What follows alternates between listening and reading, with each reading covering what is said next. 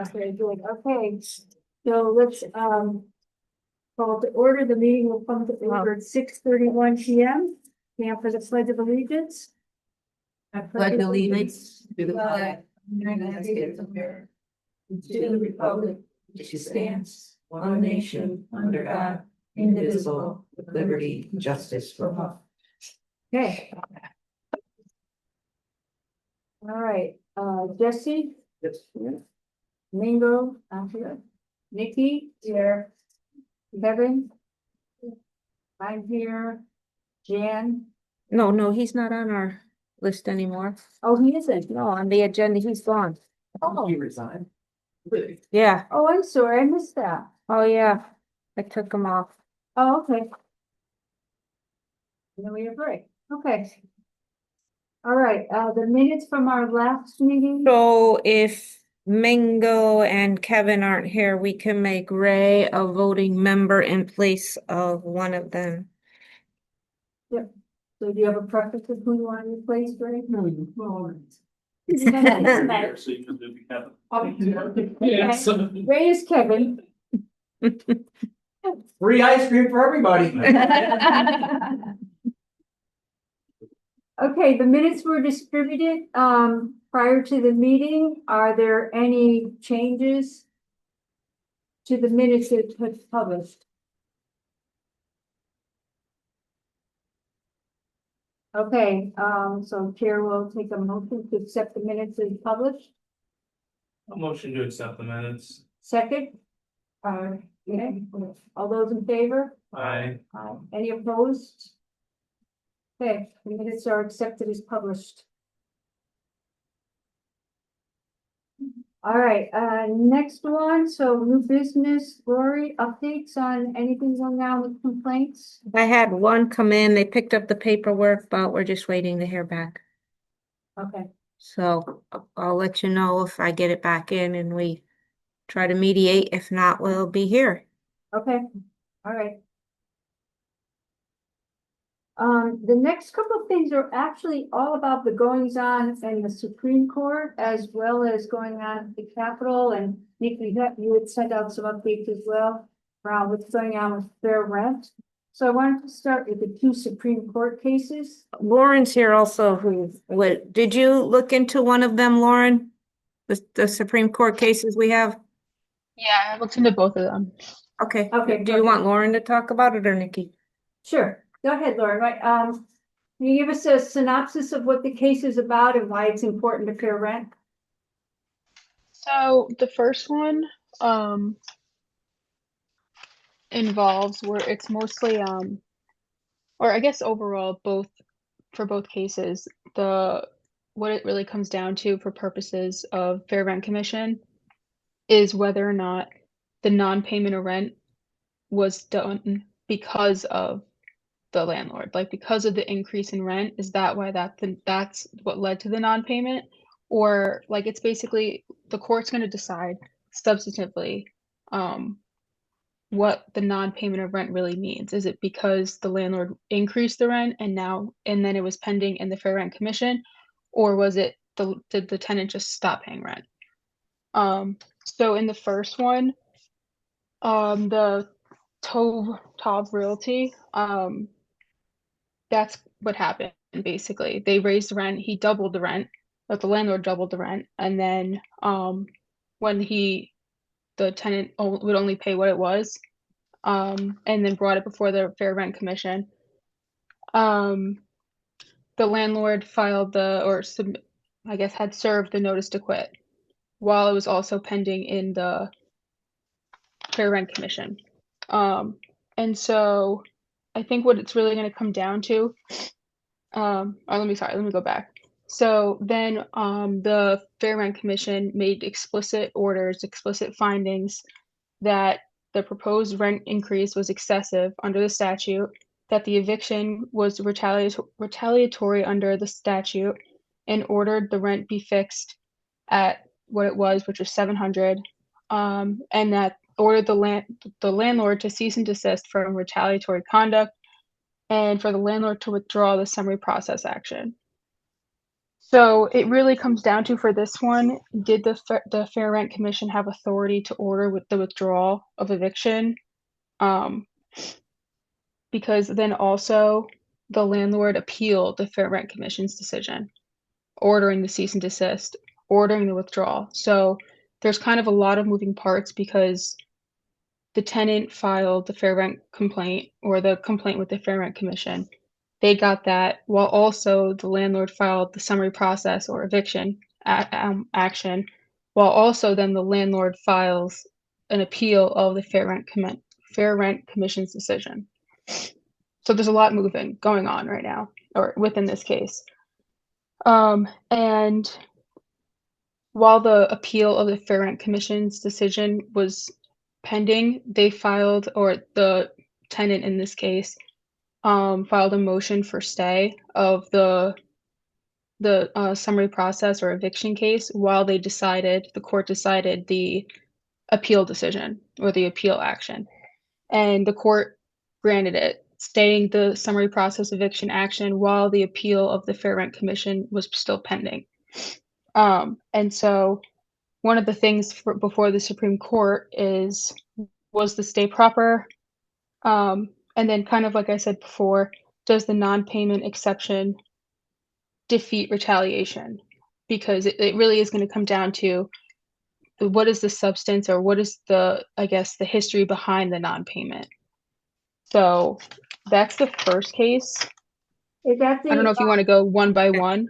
Yeah, is that 21183. 1183 case you're referring to? Yes. Yeah. Yes. The only thing I wanted to add to that is the lease, the lease was taken out in August of 23. And the non-payment actually occurred after the lease had expired. And so they were doing month to month. And the notice to quit didn't actually get served until December of 2024. So the case has actually been going on well over a year and a half. And it finally got to a fair rent cease and desist. And then the landlord appealed. So these are not cases that are 3 months and they're not working. This one and the next one have been going on for well over a year. Complicated. Yeah. And there's been non-payment for the whole year? So what happened was, the lease expired, and the way it's worded in the lease is that if you don't renew, you go to a month-to-month payment. Yeah, And there's a qualifier in the lease. If you go month to month, you add $100 to your rent. Hmm. So the original rent was $1,050 plus 100 would have made it $1,150 a month. But in the meantime, and no, I couldn't find anything when this happened, and the landlord didn't know when it happened, is that the tenant actually brought in 2 other people to live in the apartment with him. So he had 2 things going against him. One is he had 2 tenants who weren't authorized to be there. And the other was that he stopped payment. When was it? I think it was after, when he had gone to month, he had stopped paying, he had missed some payments. And then the landlord filed to get him evicted. And that's what started this whole thing. And finally, it went to court, and while it was in court, then the fair rent said do a cease and desist. And so now they're contesting whether once it gets to court, if the Fair Rent Commission can actually do the cease and desist. Because they're not supposed to be able to, the court is the court. They can't, the Fair Rent Commission can't tell the court what to do. Well, that's right? part of the problem is and that comes up in the second one too. Where does the jurisdiction lie? If the municipal entity says cease and desist and the court doesn't, where does that authority lie? And it wasn't clear in the statute. So, but that's the first one. Yeah. So that I just think it's important to note that these were not just happening overnight. These cases have been going on for a while. Yeah. So what was his complaint about the 1,100, the 150 more, or what was the initial complaint? So What was? Oh, go ahead. No, I was just asking at the Fair Rent Commission Yeah. level. Yeah. What was So- his issue? My understanding was that the original rent was actually $700 a month, and then the landlord basically increased it by like 50%. But And so I'm sorry, go ahead. No, you can go. The lease said 10,000, 1,050. Is that what the increase was? So was it seven something and then the landlord tried to increase Now, it? I don't know why it went down to 700, because in the lease, it was listed as $1,050 a month. And that lease went for a year, and then at the end of a year, the tenant went month to month, and then he missed payments. So then he got the notice to quit. And then I think he brought it to Fair Rent, and they did a cease and desist. And then the tenant, and then the landlord appealed that decision, which is why that one went to court. What town is But it this? doesn't make sense if it Excuse was me, only what town? $150. This one Hartford? was in Hartford? Hartford. This one was Hartford. That doesn't make sense. No, No. not for $150. The landlord would absolutely be, right? I would think that's Yeah. it. But, okay. Okay, next one. So the second case, similar in the sense that the tenant was challenging the rent increase, filed a complaint with the Middletown Fair Rent Commission. The landlord files notice to quit. The Fair Rent Commission issued cease and desist order regarding the retaliation or retaliatory conduct, and then the landlord proceeds with the summary process, which eviction. And then in that case, the tenant raised the Fair Rent Commission related like defenses, saying that this is retaliatory. And but what's different in this case is that the Middletown Fair Rent Commission filed a motion to intervene in the summary process action, like in the eviction action, and the trial court granted permissive intervention under the statute 52-107, which typically allows like additional parties. It's not pertaining to specifically fair rent commissions, or it's not pertaining to the housing. It's like more of a generalized statute. And so in that case, the landlord was arguing that the Fair Rent Commission order for the cease and desist does not invalidate his notice to quit, and that the Superior Court retains the subject matter jurisdiction of it. And that there was also, because there's the remedy of appealing the Fair Rent Commission, the landlord also argued that he's not required to exhaust his administrative remedies before pursuing eviction. And so in that case, the Fair Rent Commission and the tenant argued that the Fair Rent Commission order affects the validity of the notice to quit, and that the eviction conflicts with the Fair Rent Commission's authority. So before the Supreme Court, they're going to be focusing on, was it proper to allow the Fair Rent Commission to intervene as a party? Does the Fair Rent Commission order deprive the court of subject matter jurisdiction? And does the landlord need to exhaust administrative appeal remedies before an eviction? And can the eviction proceed while the Fair Rent Commission order stands? So this was interesting because it was really about like, is this like, are they was the Fair Rent Commission overstepping? And so like reading it, like, and I also was reading the briefs that were submitted, I can never pronounce it. It's like an amicus curiae. It's all these Latin words. Yeah. I never know if I'm pronouncing it right. But it kind of, I could see both sides to it, because the Fair Rent Commission, it's, they're defending their order. So I get it. And it might like promote judicial economy. It make things easier if the people who gave the order are included, because despite you guys or the Fair Rent Commission and the court having separate authorities, they do kind of go hand in hand. So because like you guys control the rent, the court controls possession. So if the rent is like, it's two separate things, but they also do in a sense go hand in hand. Which is going back to the first case with whether or not it should have been stayed. I mean, personally, I think that was correct, because before you can decide if someone should get removed or evicted from the premises, they should decide based on a non-payment of rent. They should determine whether that order of non-payment of rent was correct. Because like if they said the non-payment of rent order was correct, then it affects the possession.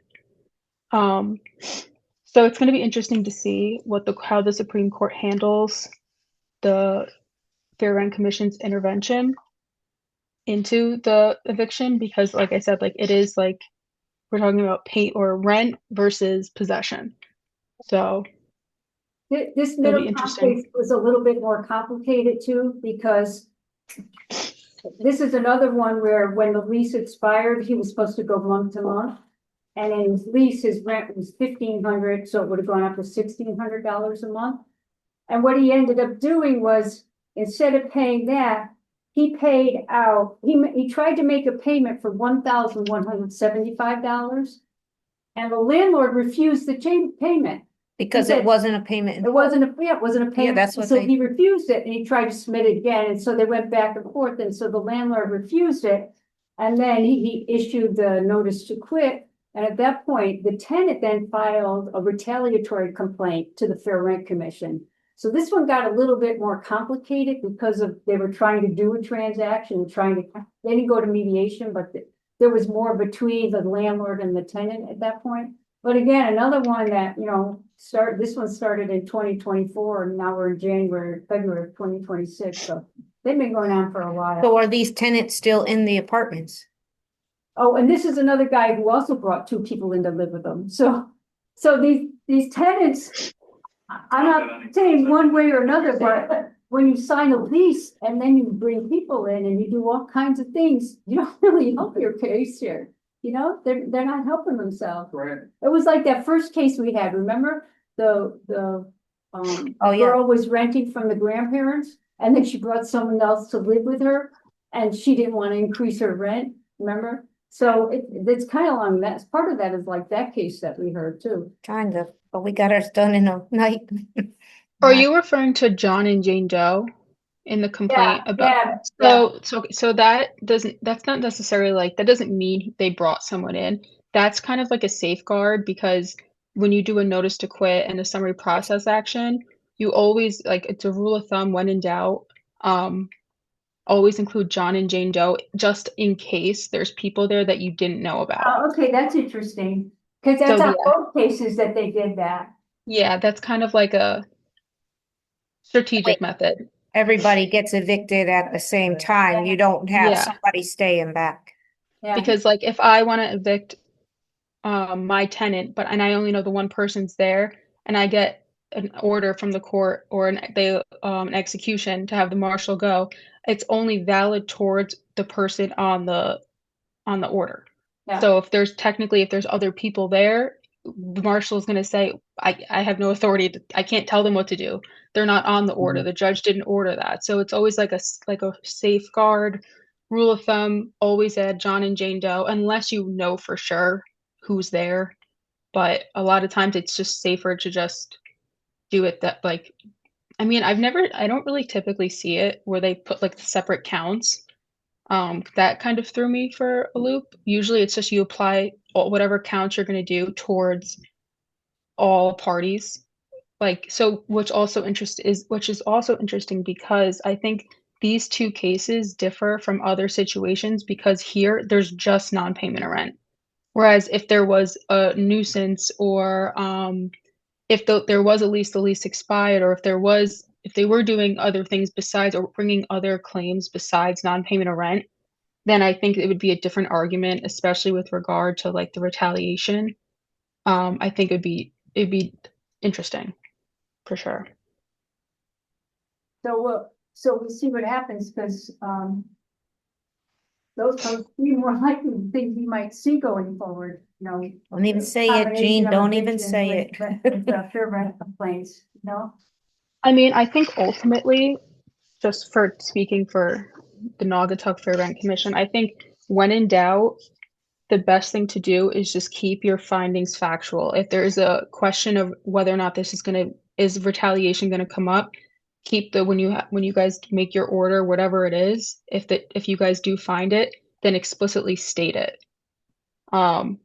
Because then it only helps you guys and it just kind of solidifies everything. Just really making, if you think that there's an improper motive behind it and you want to issue the cease and desist, state that, like for the order, state why you think that, like what brought you to that decision. I think that honestly, that is probably the best bet, is when in doubt, just be very thorough in your decision. Yeah, we spent a lot of time talking about how to deal with cases that have eviction notice, because we had two of them. So we had agreed as a commission that we will hear those cases on their facts.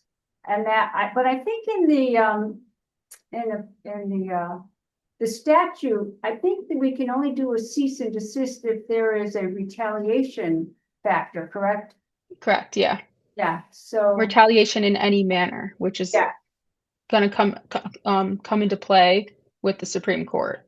Yeah, Because it not contradicts, they don't contradict, but like there's definitely some tension between the two statutes where one says you can do it for or cease and desist for any retaliation, any manner.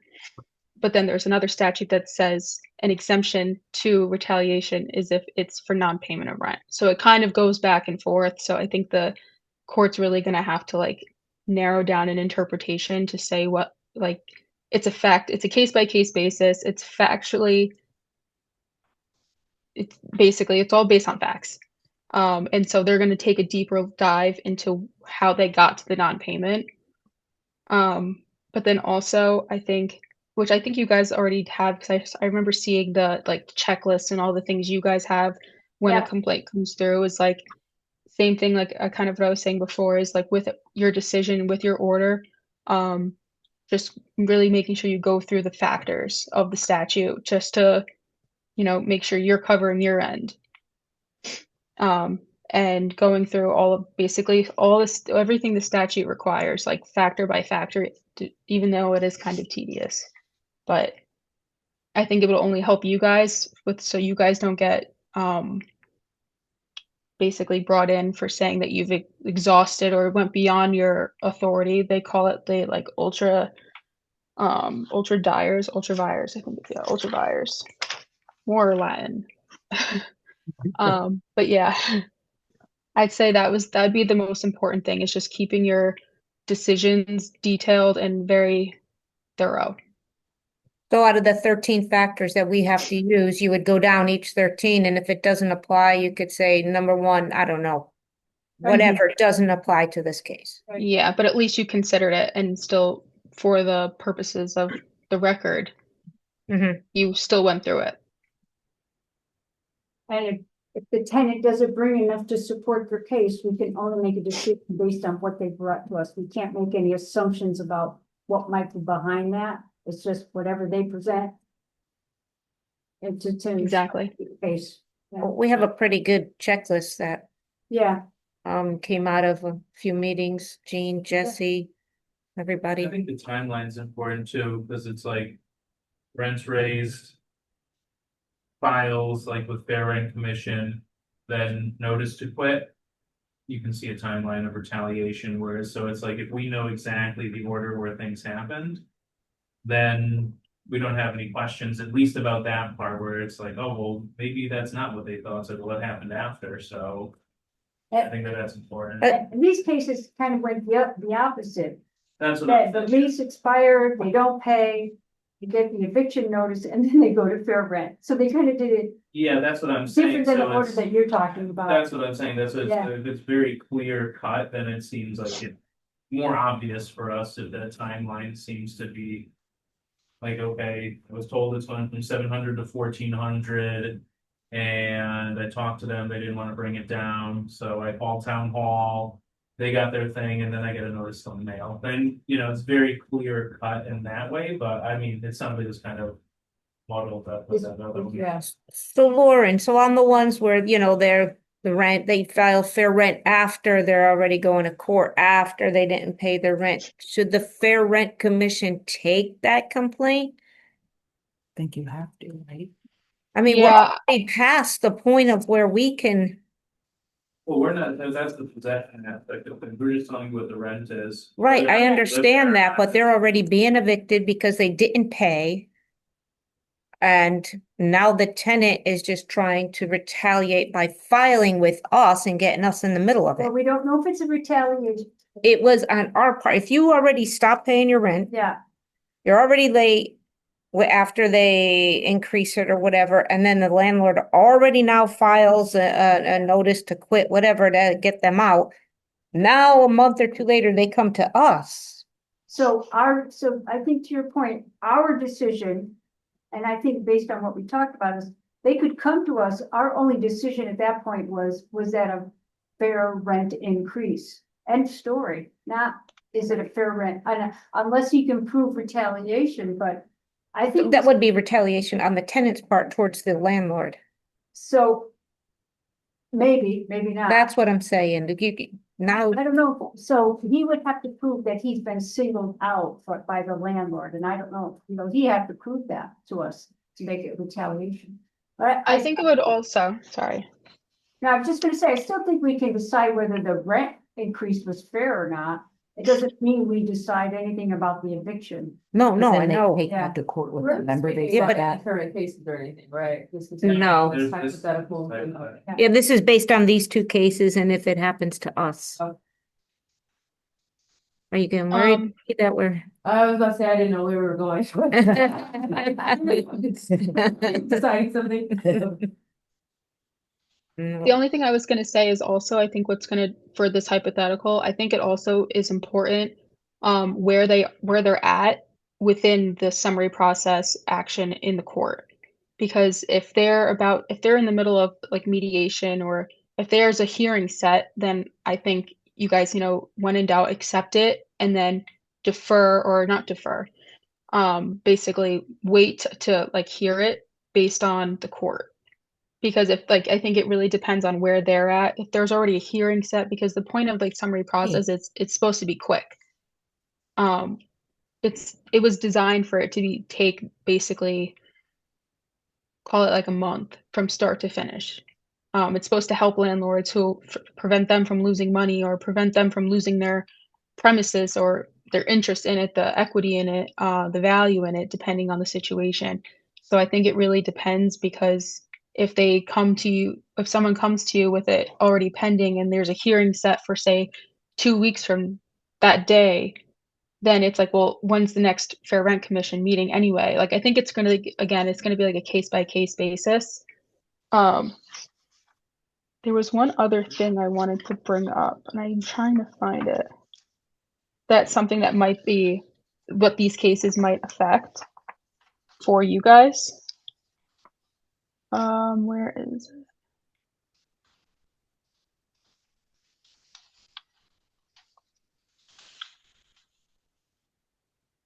Sorry.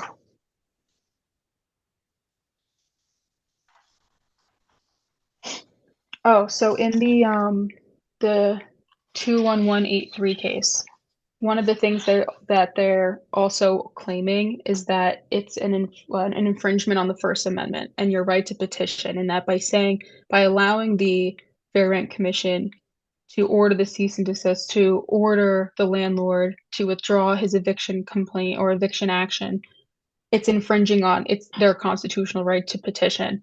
And so there's a couple different doctrines, but basically the standard under those doctrines that basically like allows you to infringe, I guess for lack of better words, is whether or not the lawsuit is a sham and objectively baseless. And so I think also with the 21183 case, I think that's also going to play a part in what the Supreme Court, how they interpret the Fair Rent Commission's authority versus, so it doesn't, I guess, affect or conflict with the First Amendment. But I think ultimately what that would just mean, it would just be another step in what you guys, when you make your decision, if retaliation is a factor for that case, it would just be another step in when you're making that determination to say, okay, we think this was done, or the complaint or the summary process, eviction process was done in retaliation, then it's going to be like another, like, if we think so, yes, but then like as in A, B, what are our findings, or what do we have to support that we think this is also a like sham or objectively basis. I think it would just add in a second standard so that when you, on the chance there is a retaliation or you have that finding, it would just be one more thing for you guys to consider and discuss for your order or decision. But I don't know. I think I mean, that would be, if I was the Supreme Court, I mean, I don't know. But that's just something that might come up and might get added as a result of this case.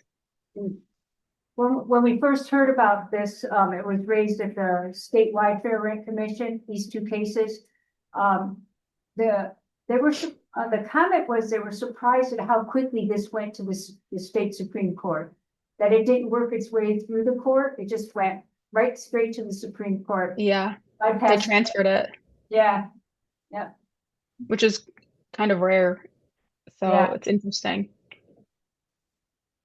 It's a good case though. I think it's really going to be helpful because when and if, depending on how this goes, then technically landlords can just use non-payment as like their magic word, for lack of better words, just to avoid any retaliation. Yeah. Oh, it's non-payment. So it's kind of messy. So I think that the clarification from the court, or at least an interpretation of when it either applies or when it can be retaliation versus when it's not, will be good. so more to come, stuff on housing this year. As Nikki yeah. said. Any questions about the cases? So as we learn more, we'll pass that out just so everybody's aware. See if it changes anything we do. Or not. Yeah. I think I saw the argument before the Supreme Court. One of them is actually next week on the 2nd, on Monday, actually, at 10 a.m. It's supposed to be argued. Yeah. Okay. I'd actually be interested to go. All right, the next one that we were gonna go through, there was an article published in the Waterbury Republican paper. Yes, I still read the newspaper. I'm So probably do one of the I. few people that does. I love reading the newspaper. But anyway, it was has an the best. interesting article around putting 5% caps on landlords from jacking up the rents. And for the first year, someone buys the building and all of a sudden they have this huge rent increase.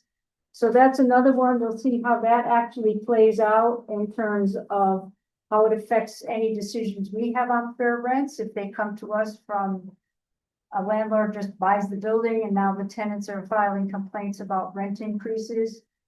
Whether any of this now becomes a factor that gets added to that statute or part of the housing laws, or whether it's something that is nice to talk about, but it doesn't go anywhere. We'll have to see what that goes out on. But it's kind of interesting to see that. They were just doing a hearing on that one, For, a cap on rent?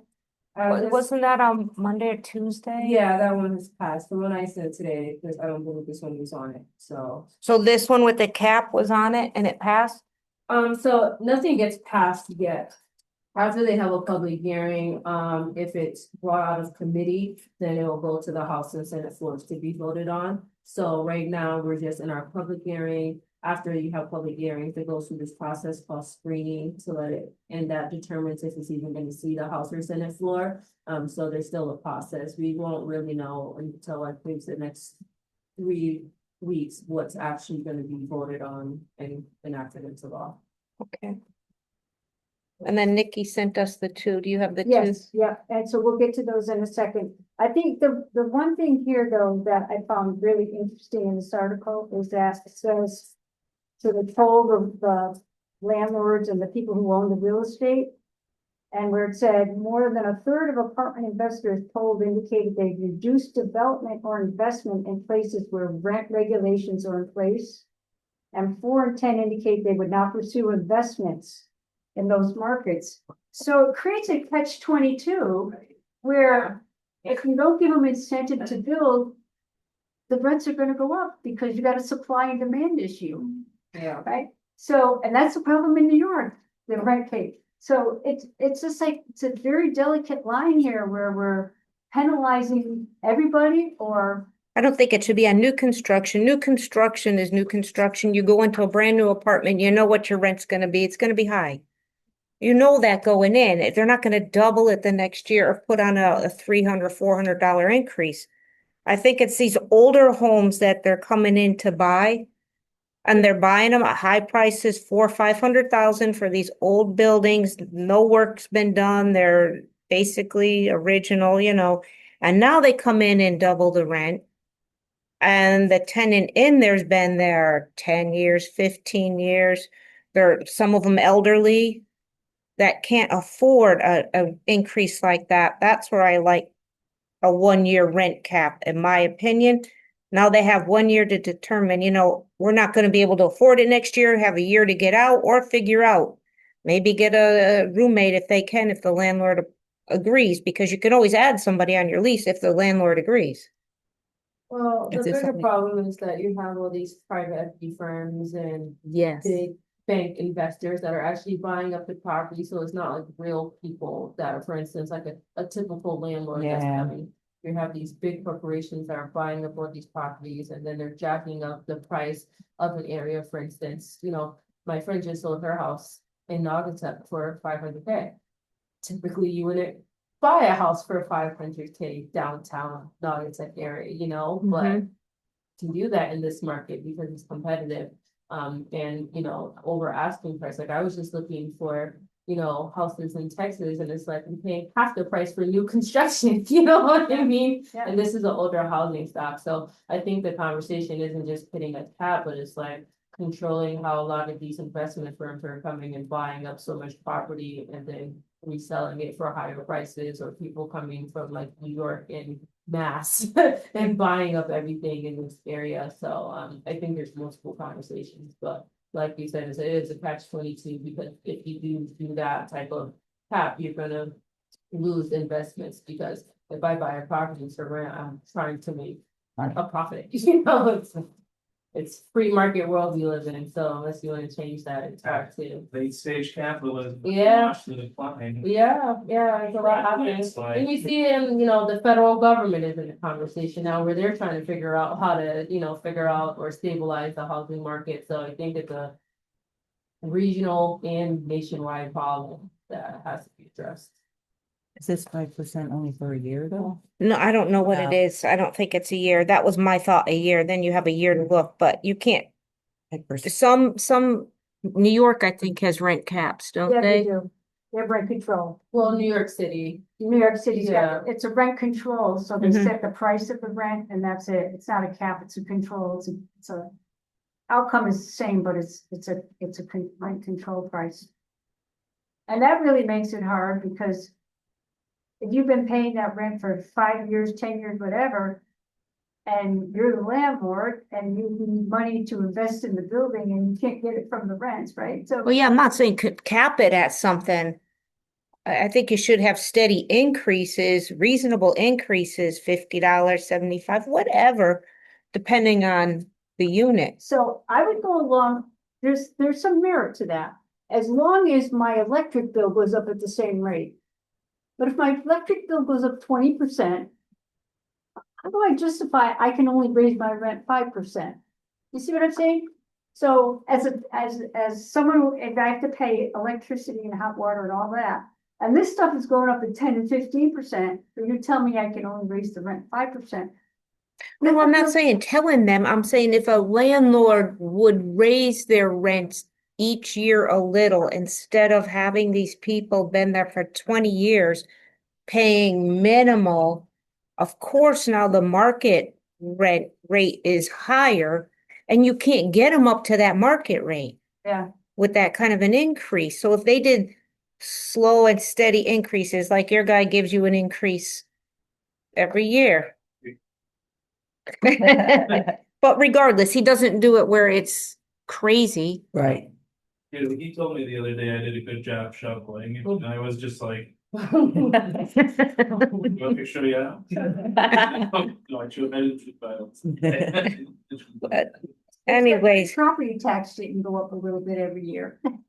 I understand, but I'm saying to keep these rents in I line. understand. The landlord didn't do the tenant any justice by keeping it down at I agree, 500. I agree. That's what I'm That's saying. true. Except it seems lately, nothing goes up gradually. It's either here or, all over the board. So we'll see what happens. Lots of housing stuff. So there are two housing bills that I just wanted to review, and Nikki, you have two housing bills. I think would be good if you wanted to review those with the group. The first one deals with, mobile homes. So we already have, they're covered under the statute. I think what's different about this change is that if you live in a community without a fair rent commission, you have to join a regional fair rent commission, and you have to have someone on your commission that understands about mobile homes. So that's one of the bills that's for the state. I don't know what will happen with that, but that one is really more about. So mobile that's like, homes. does that just that happened in Beacon Falls? Is Beacon Falls in their trailer park, I'll call it, Yeah, on the side of the highway there, there was something going on. Or someone bought the Bought a car. car Yeah. and then jacked up Yeah, everybody's rent, right? yeah. So it would mean like if Beacon Falls doesn't have a fair rent, they have to join, they'd have to join a regional one. like Might be. ours. Or their I- cogs. I think the cogs are starting to have to, Lauren, do cogs have to have the, Council of Governments? Are they gonna start having fair rent commissions for the towns that don't? Because of the size I of can the, look into that. I'm I- not entirely sure. I'll ask tomorrow. I'm meeting with, Savannah Nicole from, Naugatuck Valley Council of Governments, but I thought there was something somewhere about that. So when he bought the park, he just buys the land, right? And the people But I own the think the house. trailer is like part of it because they're on the property. It depends. No, you could own the trailer Yeah, and you have to rent the land. right. Or they can also have their own, the mobile home park could own the trailer and rent the trailer. Oh, okay. Yeah, So otherwise, if you're not renting the trailer, you're renting the land. You never own the land. So Like there's the a fee land. of like $500, say, for the land fee. Okay, Trailer park issues are always unique and like they're always in their own realm, exactly. Yeah, we don't do much with zoning with those or Yeah. anything because they have their own. Sovereign nations. Mm-hmm. so that's that one, and so we'll see what happens with that. That might not have any impact on us at all. But one of the things they talked about at the statewide fair rent commission too, for that a lot of little towns can join together to create a regional fair rent commission. So that would service in multiple small towns like the Beacon Falls and all of Bethany and all those towns Yeah. together. They might form their own regional fair rent commission. Can I read somewhere that there was a change in like the population that was required, or is it still 25,000 people? That's what I thought was a change in. I think they lowered it. Was it to, I think they did. that's what I thought. sounds like. Yeah, that's That what was I, last year they made that change. They wanted to have more fair rent commissions. yes, they Yeah. changed the threshold. Did that pass? I don't know. But that's what I was wondering We if could that look was. into it. And then the other House bill that's up, under discussion is. This would be another criteria of determining, the rent increase if the transfer of the property has gone to a new owner within the past 12 months. So that would be the one where it would be something to consider, and has that landlord then offered to do major renovations or is doing major renovations? So that would be another factor of rent just went up. Oh, well, the landlord just came in within the last 12 months could be a factor versus the landlord owned the building for the last 5 years and then the rent went up. So So then, considering how long the landlord has owned that building is, if they're looking at as a part of a factor. as like well. one of, now we'd have 14? So that, I don't know if that would be, how that would get incorporated into the statute. That would be up to how they rewrite this thing, but that was one of the things that they're considering is to, provide guidance around that, and is the duration of the ownership a factor that needs to be considered. I think it does. Makes sense. That's where our complaints are coming in a lot of times. The new landlord. Yeah. And then Nikki, you had two. Do you want to go through what you have? Yeah, so they were just released today. So first one is Senate Bill 332, and that's an act concerning notice to parties before a fair rent commission. And it's just to require for rec commissioners to notify parties to a hearing of their rights. So I think that as a commission, we kind of already addressed that within how we communicate before we schedule hearings in our own bylaws that we created. So I think they kind of may just want to codify that into law to make sure it's happening throughout the state. So I think we've already covered that. And the second one is Senate Bill 334, and it's an act concerning the composition of fair rate commissions, and that's just to require that there is a consistent equal number of landlords and residential tenants. So I think when it was first introduced, there was a certain number. I think it was party and landlord versus residents, but I'm not sure if something has changed where they want to add more or I don't know. But I think right now we have We have two Yeah. tenants. yeah, We have, you're just, you're not a landlord, I'm, property owner. Yeah. Property owner.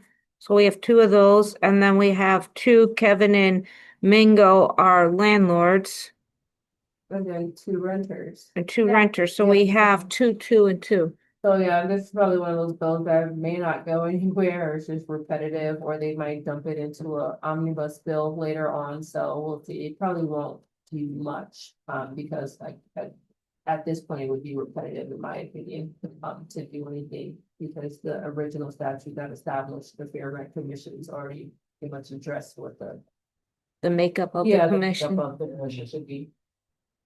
Yeah, I don't think we went by, and I'm not sure if they went by party, because with our commissions, our planning, zoning, you have to have so much of each party.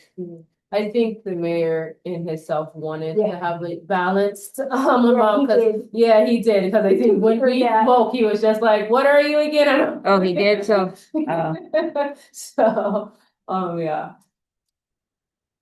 but I think we have a good mix here. Yeah, so in the Naugatuck stat ordinance, it says, we'll have 5 members, 2 landlords, 2 tenants, and alternates would be 1 landlord and 1 tenant. That's 2 and 2, and then 2 others. Yeah, yeah. so- That you guys are the others. Yes. Again, a lot of these bills, they're introduced because maybe a constituent or someone raised a problem, so they put something out there, then it kind of gets thrown away during screening, so it doesn't always go anywhere anyway, it doesn't leave committee sometimes, so, But it kind of clogs up the system in Hmm. time. Does it clog up the system in time? Like, you're in a short session. It is a short session, that's to say, so typically during such short sessions, they only want to deal with things that are budgetary, so that's why I said some of these are gonna be throwaways because of the fact that their primary focus is the budget, and if something has a cost to it, it's probably not gonna get passed during the short session, so yeah. Again, we'll see what happens with this, but the big issues this session are around energy prices, so electricity, public benefits charge. Those type of conversations are what people are really concerned about. Housing, they kind of addressed that during the special session they had last Mhm. fall, so that's not the big ticket issue this time around. It's Okay. also an election year, so everyone is being very mindful of that because votes. And so, yeah, a lot of these things we won't see come to surface, by the end of session. Very good. all right, so lots going on around housing and fair rents. True. Anything else about these topics, anybody has questions about or wants to raise? Lauren, anything else? That's it for now until we get new information. Till we meet again. All right, and we don't have any old business. Oop. So our next meeting is scheduled for March 26th. There's something, oh, wait. I have something on one. I don't know if it's April 23rd or March 26th. I'll have to look.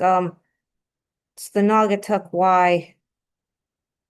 Their annual meeting. I'm on the board of directors, so I do like to go to that, but I'll let you know Okay. tomorrow because I can't remember what day. Okay, But it is a Thursday night. okay. All right. Well, we'll work with it, right? We'll flex with it. Yeah, we'll see what Everything's good. happens for next month. Okay. So with that said, Chair will entertain a motion to adjourn the meeting. Before we do. Oh, yeah, yeah. Our term, I think it's off. I thought about that. It is already? No, it's for 4 years. No, they were staggered. Oh, they were staggered. So do you have I So didn't bring it with what me. you say I have is the commission shall be appointed for terms of 4 years. So what's the stagger?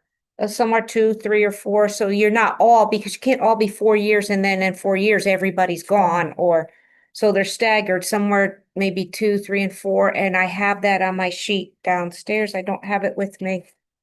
So, So who decided or how was it decided? Pete, the Oh. mayor, so I will get to him, and they have a meeting on Monday. Is everybody who's on looking to stay on, if their term is up? Yeah, that's what I was gonna say, like, if our term is off. Are you looking to stay? Yeah. Yeah. So if everybody who's on is looking to stay, I will tell the mayor that, and then they will just look to reappoint everybody who's up, who's under. So could you at least send out what the Yeah. staggered is so we can see what that looks like? Yeah, because I have it in my office. I mean, I could run I down. prefer it being in the newspaper. No other, but. I need to take a picture of my name, so. And I don't think I have it with, I can't get to Nancy's. Let me see. Let me just try one way. That's right. That's Let's just, see. yeah, Search. I'm shaking. Any other questions? I am just looking to see. It's gonna be back too many years on my phone to find it. Okay, Okay, all right, so if you can just send that out, that'll be good to know. okay. Okay, fine. All right, any other business? Okay, the chair will take a motion to adjourn our meeting. I'll make a motion. Okay, a second, I'll second. okay, those in favor? Bye. Bye. Opposed? All right, so the meeting will close, we'll come to close at 7:23.